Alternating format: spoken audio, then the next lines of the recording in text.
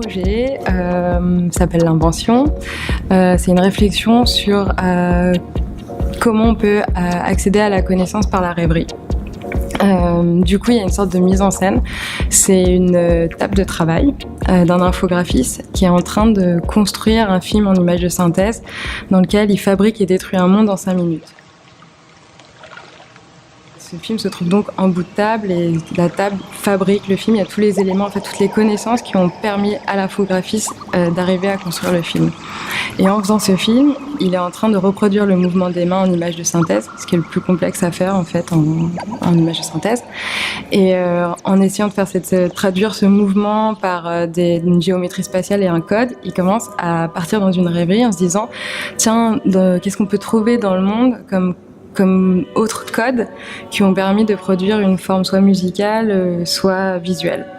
Et donc il va comme ça associer plusieurs connaissances qui a priori sont complètement anachroniques et ne devraient pas se retrouver dans la même boîte.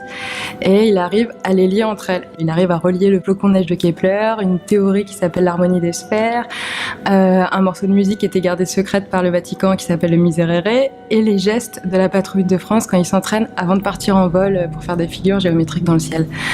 Et du coup, en fait, toute cette rêverie est présente dans l'installation comme une partition qui devient elle-même le code secret qui permet au spectateur de comprendre qu'est-ce que sont tous ces éléments un peu épars sur la table.